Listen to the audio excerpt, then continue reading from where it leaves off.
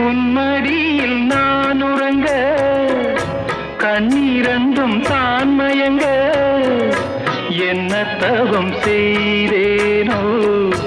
என்னவென்று சொல்வேனோ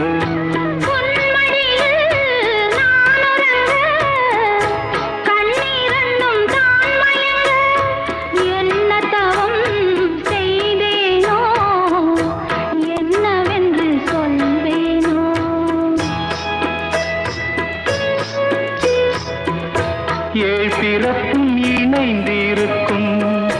சொந்தம் இந்த சொந்தமம்மா வாழ்விருக்கும் நாள் வரைக்கும்